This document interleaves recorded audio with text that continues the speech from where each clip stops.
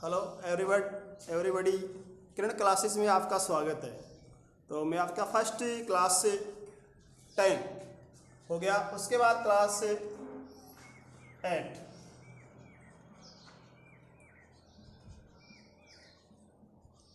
उसमें जो आपके पास जो फर्स्ट चैप्टर होगा वो होगा एक वास्तविक संख्या के अनुसार।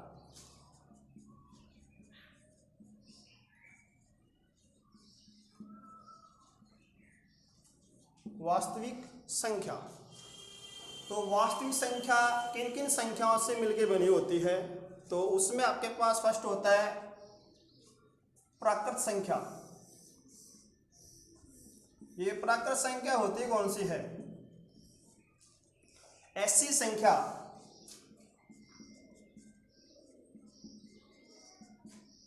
जो एक से अनंत तक हो, एक से लेकर कहां तक हो? अनंत तक की संख्या। जैसे आपके पास में एग्जांपल ले 1 2 3 4 डॉट डॉट कहां तक? अनंत तक। इनके बीच में संख्या जितने भी आपके पास होगी वो संख्या कौन सी होगी? प्राकृत संख्या होगी। सेकंड हमारे पास में होगी पूर्ण संख्या।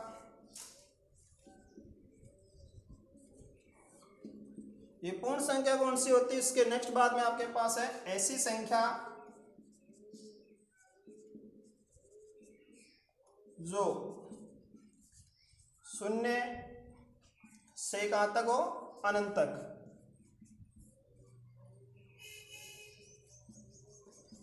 शून्य से अनंत तक।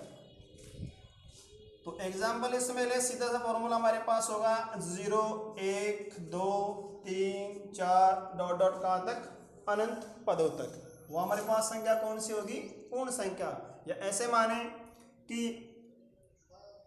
प्राकृत संख्या में अगर 0 शामिल कर दें तो संख्या कौन सी बन जाएगी? पूर्ण संख्या बन जाएगी, क्योंकि प्राकृत संख्या 1 से स्टार्ट है, पूर्ण संख्या 0 से स्टार्ट है। तो आपके पास इसमें प्राकृत संख्या को शामिल कर दें, यानी आपके पास में इसको शामिल कर दें तो आपके पास संख्या कंप्लीट पूर्ण संख्या इसमें बन जाएगी। उसके बाद देखते हैं हमारे पास में नेक्स्ट है, हमारे पास है पूर्णांक संख्या। तो पूर्णांक संख्या कौन सी होती है? ऐसी संख्या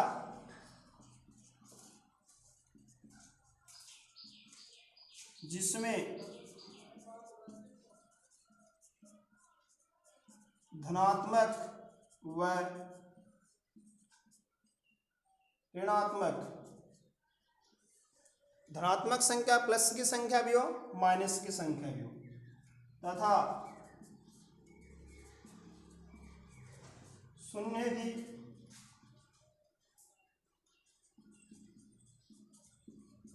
शामिल हो। इसमें क्या हो? 0 भी शामिल होना चाहिए।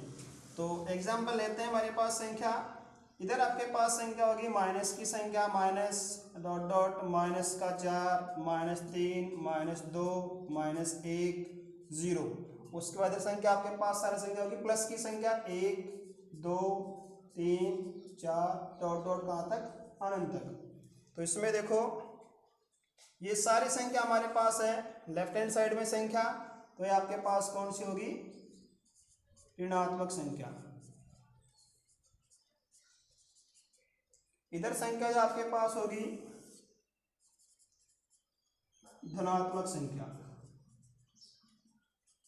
तो इतना आपको समझ में आया।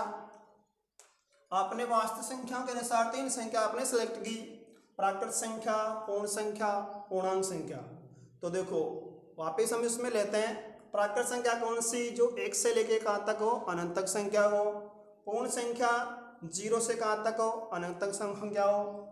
पूर्णांक संख्या जिसमें आपके पास धन संख्या भी आए और ऋण संख्या भी आए, तो आपके पास माइनस का अनंत, माइनस के 4 -3 -2 -1 0। उसके बाद +1 +2 +3 +4 डॉट डॉट कहाँ तक? अनंत पदों तक। तो इसमें संख्या आपके पास होगी कौन सी संख्या है? पूर्णांक संख्या। अब देखो हमारे पास संख्या इसमें है आगे, वास्तविक संख्या से पहले आप संख्या कौन सी लेंगे? प्रमेय संख्या।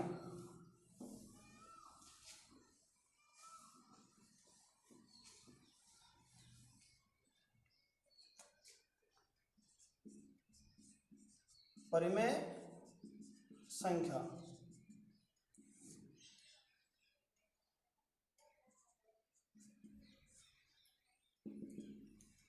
ऐसी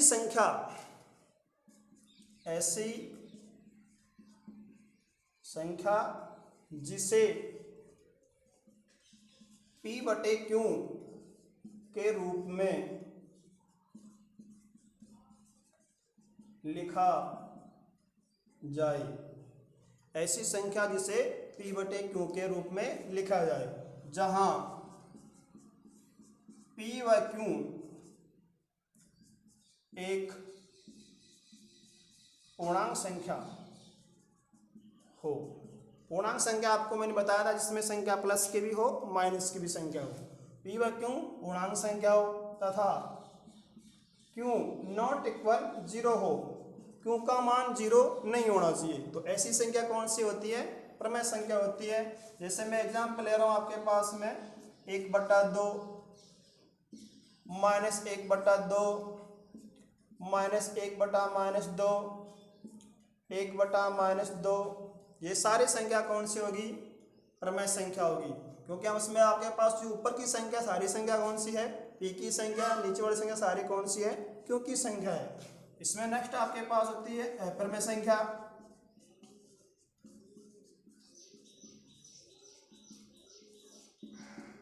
अप्रमेय संख्या कौन सी होती है? ऐसी संख्या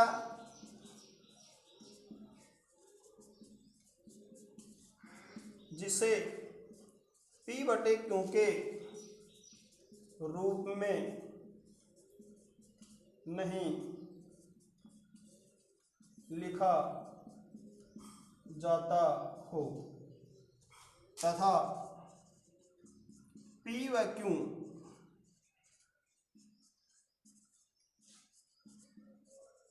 पूर्णांक संख्या हो। P व Q पूर्णांक संख्या हो, ठीक है। और इसमें भी आपके पास क्या वह Q का मान इसमें 0 न हो। इसमें भी क्या होता है? Q का मान 0 के बराबर नहीं होता है। क्यों? देखो P और Q आपके पास में लिख सकते हैं, इसमें नहीं लिख सकते हैं। वहां भी हमारे पास क्या था? P और Q पूर्णांक संख्या थी, यहाँ भी आपके पास P और Q पूर्णांक संख्या है, ठीक है। इसको हम इस रूप में लिख सकते हैं, इसको इसके रूप में नहीं लिख सकते। तो संख्या आपके पास कौन सी होगी? वास्तविक अप्रमेय संख्या होगी, सॉरी। इसके एग्जाम्पल लेते हैं। जितने भी आपके पास संख्या होती है रूट में संख्या, जैसे आपके पास √2 है, √3 है, √5 है, √7 है, डॉट डॉट। जितनी भी सारी संख्या रूट में होती है वो संख्या कौन सी होती है? अप्रमेय संख्या होती है। अब आगे देखो, जो आपके पास चैप्टर के हिसाब से हम देखते हैं कि हमारे पास वास्तविक संख्या कौन सी होती है? जो प्रमेय अप्रमेय दोनों का समावेश होता है, दोनों को मिला के जो संख्या बनती है वो संख्या कौन सी होती है? एक वास्तविक संख्या का रूप लेती है। तो हमारे पास सबसे पहले इसमें देखते हैं वास्तविक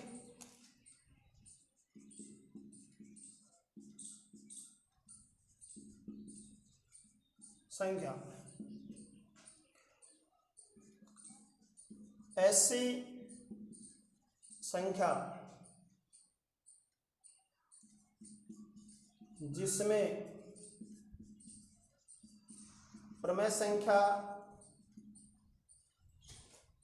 व अप्रमेय संख्या दोनों का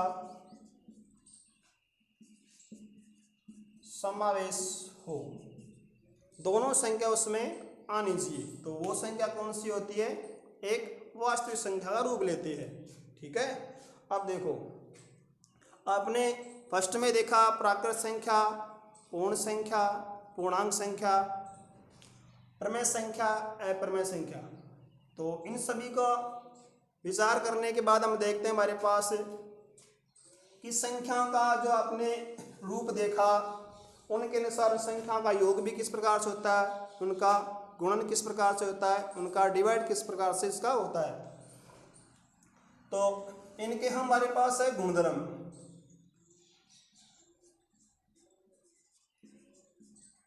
गुणधर्म तो सबसे पहले हमारे पास जो गुणधर्म होगा वो होगा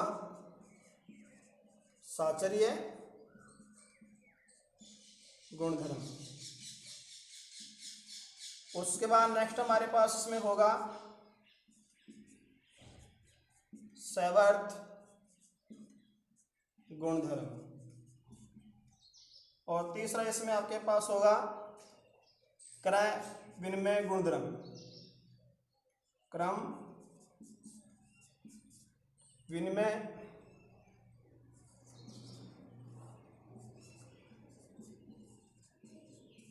गुणधर्म। ये तीन आपके पास में गुणधर्म है, साचर्य है, सैवर्त है, क्रम विनिमय गुणधर्म है। तो इनमें योग, व्यंकलन, गुणा और भाग, इनको हम किस रूप में इसका योग करें, गुणा करें, भाग दें, तो इनके अनुसार जो आपके पास वास्तव संख्या होगी वो इसी के द्वारा सिद्ध की जाएगी। तो सबसे पहले हमारे पास में है साचर्य गुणधर्म। तो देखो साचर्य गुणधर्म में सबसे पहले देखते हैं उनके योग के अनुसार। साचर्य गुणधर्म के अनुसार इसमें सबसे पहले योग है। तो योग में हम देखते हैं संख्या इसमें कितनी होनी चाहिए, 3 संख्या होनी चाहिए। a प्लस कोष्टक में b प्लस c इक्वल 2 संख्या आपके पास प्लस में आई, इसको इसके हाथ प्लस में करते हैं, a प्लस b प्लस कितना c। अब देखो ये संख्या सही है या गलत है, तो अपने संख्या आपने मान ली, जिसे माना a का मान कितना 1, b का मान कितना 2, c का मान कितना 3। अब ये संख्या आपके पास उत्तर के अनुसार सही है या गलत है। तो देखो हमने इसमें मान भरा, a का मान आपने कितना 1 प्लस कोष्टक में b का मान कितना है 2 प्लस इसमें c का मान कितना है 3 कर दिया। लेफ्ट हैंड साइड आपके पास कंप्लीट। राइट हैंड साइड में देखते हैं आपके पास कितना 1 प्लस b का मान है 2 प्लस c का मान कितना है 3। अब कोष्टक के अनुसार उनको हल करते हैं। तो देखो 1 प्लस इनका योग कितना आया 5 बराबर इनमें इनका योग कितना आया 3 प्लस कितना आगे 3। तो देखो इधर भी आपके पास कितना योग आ रहा है 6, इधर भी कितना आने का है वो 6 आ रहा है। तो आपके पास इसमें साचर्य गुणधर्म में योग इसका सही है। ठीक है, अब इसमें सेकंड देखते हैं व्यंकलन।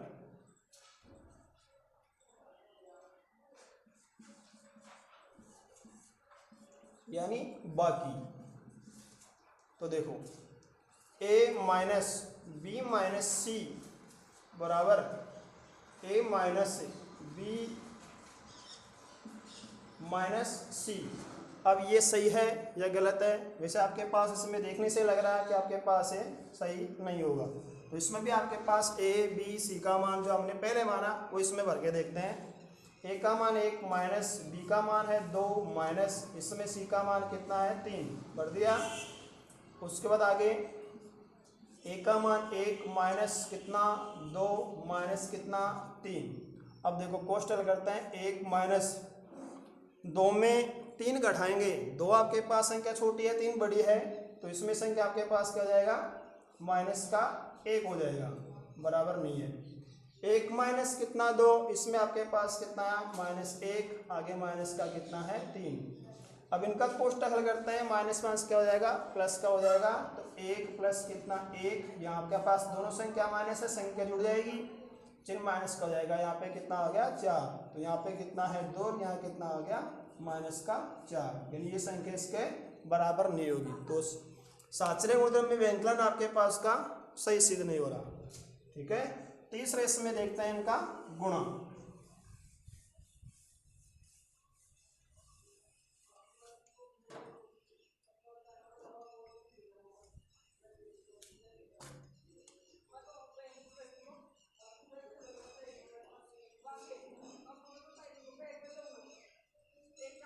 देखो a इंटू बी इंटू सी बराबर a इंटू बी इंटू कितना c।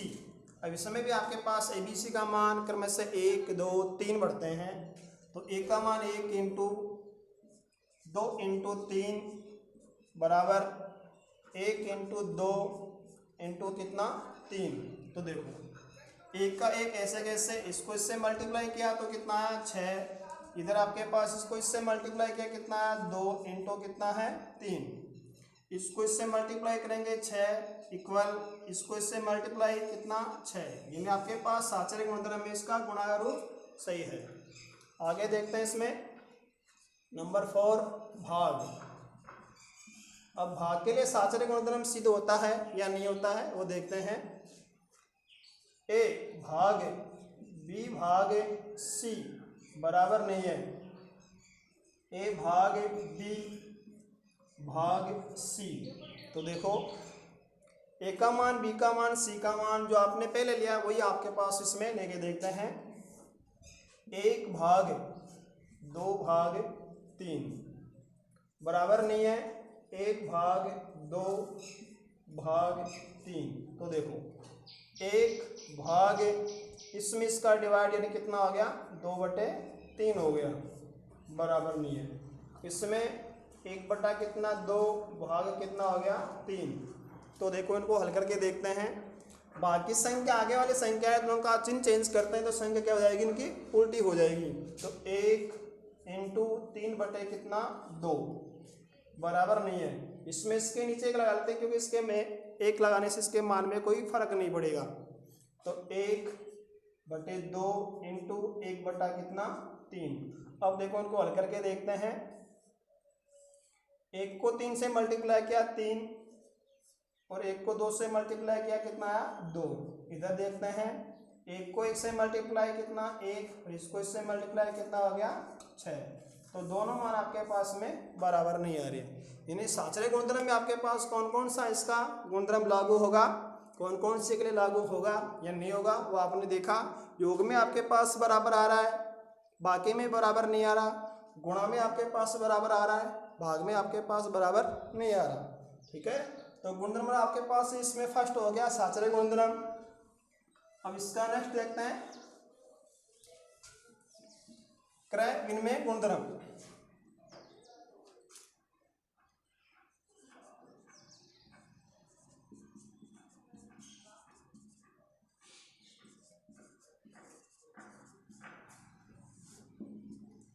तो देखो इसमें भी क्या होता है योग के रूप में फर्स्ट आपके पास हुई है योग। तो योग में देखते हैं संख्या a प्लस बी बराबर कितना होता है c। उसके बाद सेकंड आपके पास में है व्यंकलन में यानी बाकी में आपके पास कितना a माइनस बी बराबर कितना c, यानी कितना ही मान आ सकता है। तीसरा आपके पास में होगा